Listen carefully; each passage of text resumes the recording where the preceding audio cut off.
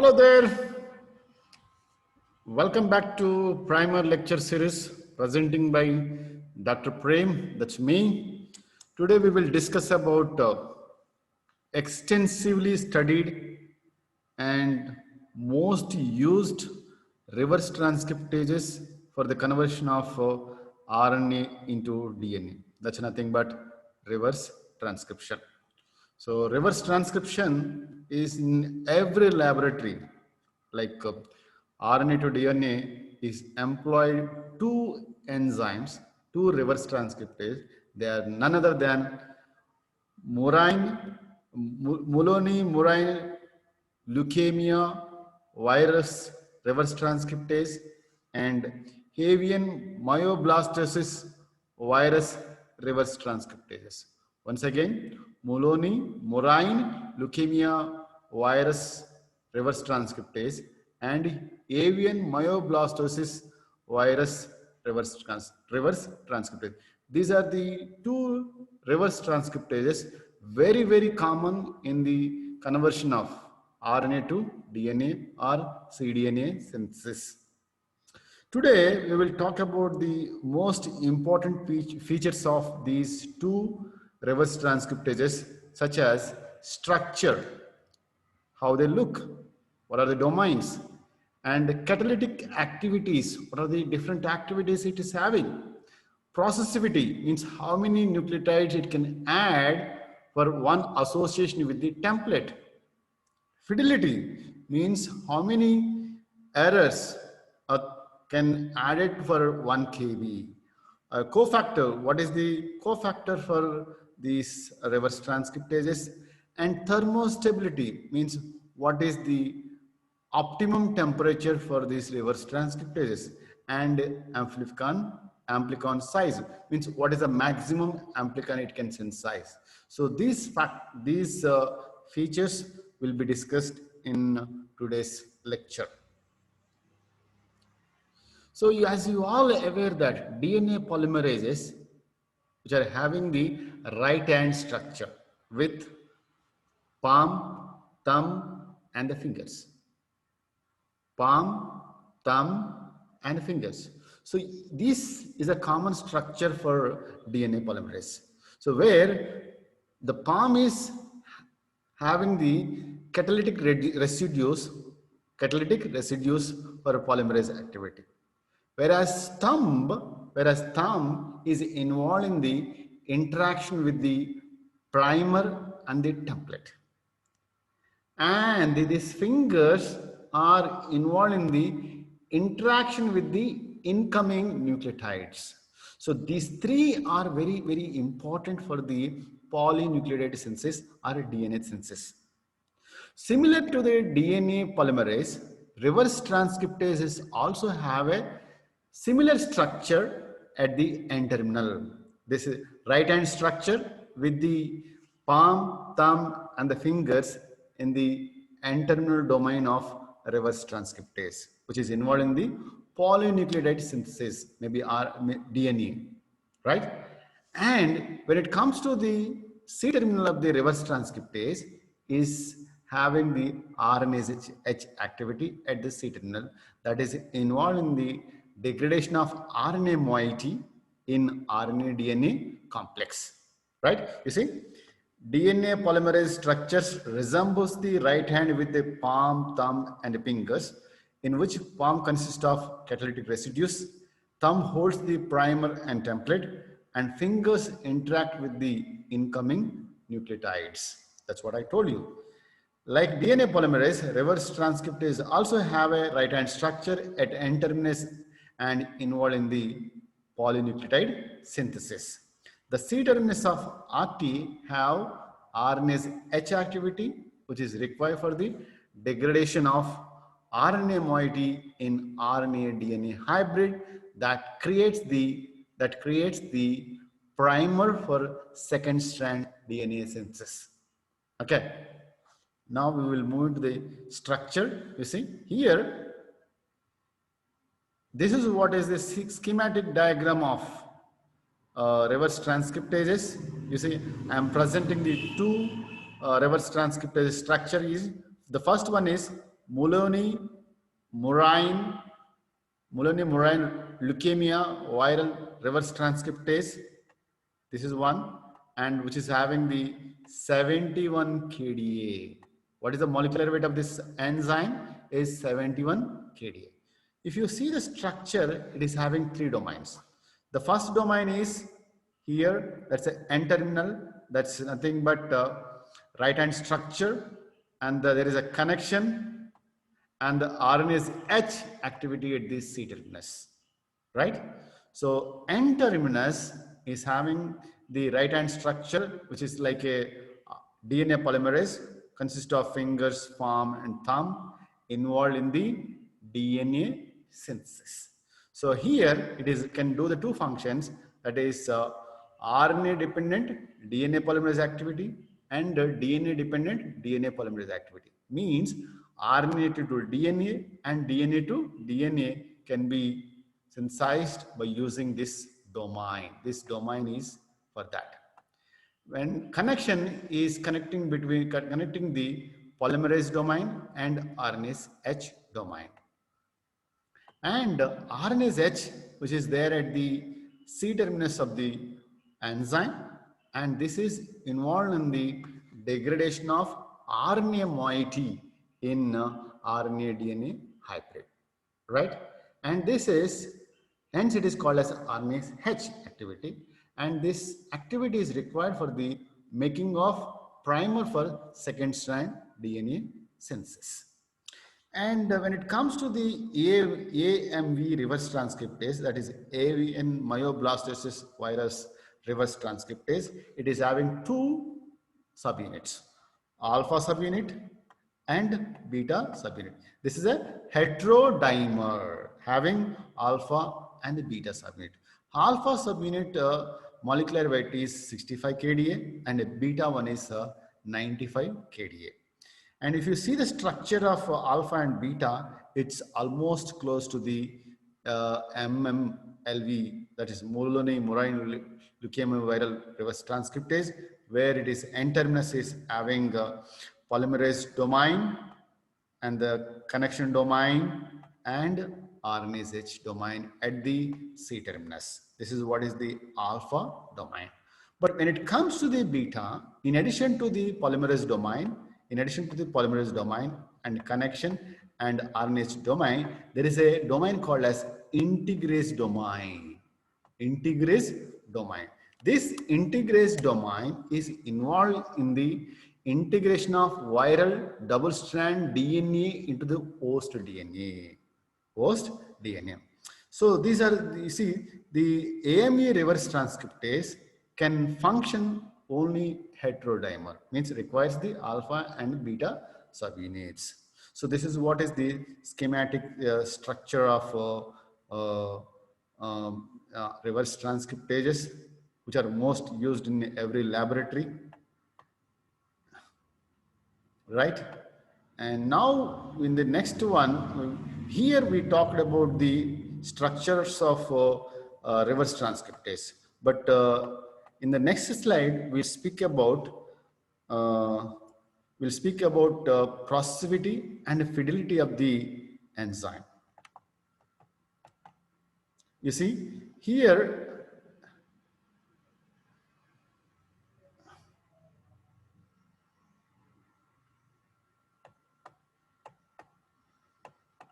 so as I told you that reverse transcriptase, this is Avian Myeoblastosis reverse transcriptase or Moloney Murine Leukemia Virus reverse transcriptase are extensively studied and most used for the conversion of RNA to DNA,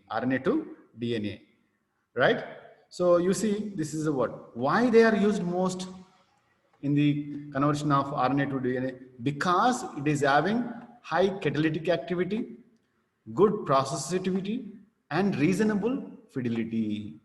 Because of three features, these enzymes are used in the cDNA synthesis: high catalytic activity, right, and processivity and fidelity. Catalytic activity means what? Synthesis of RNA to DNA and DNA to DNA, right? And that's all depends on the processivity and fidelity. Processivity and fidelity. As you all know that in the replication or duplication of DNA, where DNA polymerase associated with the template and synthesize certain incorporate the nucleotides into the growing chain, and then it will fall off, right? So each enzyme will associate with the template for a while. During that period, it incorporates the nucleotides in the growing chain. So how many nucleotides it is adding before dissociating with the template is what is called as a processivity, right? You see, processivity measures the number of nucleotides that are incorporated into a growing polynucleotide chain by an enzyme before it dissociates from the template or for a single binding of an enzyme with a template. So here I'm trying to tell you that the enzymes which are associated with the template and synthesize its complementary copy, right? How many nucleotides one molecule of enzyme can add is called as a processivity, right? So here the high processivity means they can add more nucleotides, right? This is we will discuss in the next slide. Fidelity means faithful duplication of DNA. Faithful means whatever is there in the template, the same thing has to be copied into daughter strand. That is what is the fidelity. High fidelity means no or less mutations, right? So why fidelity is most important? Because the cDNAs which are synthesized from the RNA are going to be cloned and expressed. From that proteins will come and we need to characterize them. So every nucleotide in the template has to be copied accurately to get the active proteins. That's why fidelity is most important. So if you see, fidelity means measures the number of wrong nucleotides or the number of errors added in growing polynucleotide chain by enzyme. You see, fidelity is a characteristic defining the enzyme ability to copy DNA or RNA template without introducing any error. High fidelity means what? No errors at all. So high fidelity enzymes means they have a 5' to 3' exonuclease activity or 3' to 5' exonuclease activity. Whichever wrong nucleotides added, they'll be removed. If not removed, that is what is a fidelity. But reasonably, these reverse transcriptases are having the fidelity because they don't have the 3' to 5' exonuclease activity. Hence, they cannot remove the added wrong nucleotide. But when they are synthesizing, they are very, very careful to choose the right nucleotide over the wrong nucleotide. In the next table, in the next slide, I will explain the comparative features of these, whatever we discussed in the previous slides. Okay, and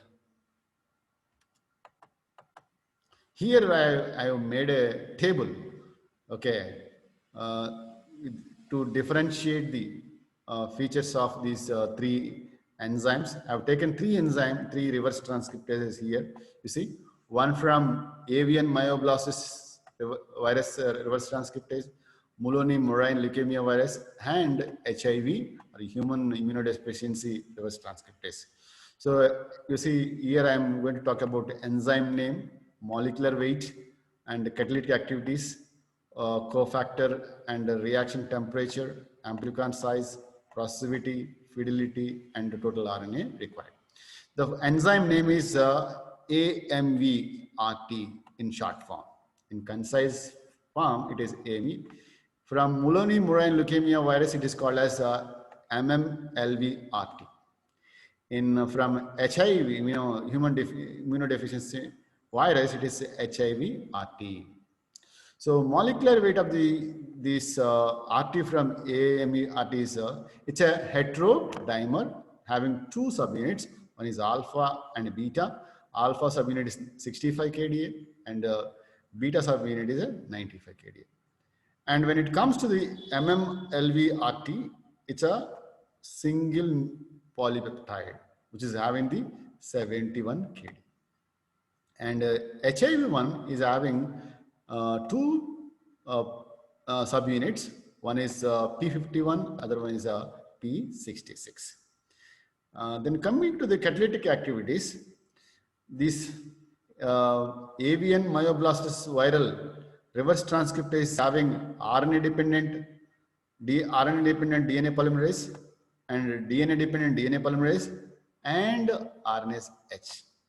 Even Moloney Murine Leukemia Virus reverse transcriptase also have three activities such as RNA-dependent DNA polymerase, DNA-dependent DNA polymerase, and RNase H activity. Even HIV RT also have it. But here, Avian Myeoblastosis virus reverse transcriptase have additional activity called as integrase. Then coming to the cofactor of the reverse transcriptase, all-time favorite cofactor is magnesium. Magnesium is the cofactor for reverse transcriptase. Sometimes manganese can replace that function. And the reaction temperature of the reverse transcriptases, AMV RT is between 37 to 58 and MMLV RT is 42 degrees centigrade and human HIV RT is 650 degrees centigrade. Then coming to the next feature is amplificon size. Amplificon means you see amplificon size is all depends on the processivity. So you see AMV RT is having a high processivity. See, I means 97 nucleotides can add before dissociating from the template. Hence, the amplificon which can be synthesized by this enzyme is maximum 12 kb. And it comes to the Moloney Murine Leukemia Virus, where processivity is 69 plus or minus 14. Hence, the amplificon's maximum size is 7 kb. And when it comes to the human HIV RT, 85, but it is not at all used in the cDNA synthesis. And coming to the fidelity, you see the MMLV, that is Moloney Murine Leukemia Virus, is having almost 1.5 nucleotide error for 1 lakh nucleotides. So it is having low processivity, but fidelity is good. But here you see for every 10,000, there is a one nucleotide, wrong nucleotide can be added in the daughter strand.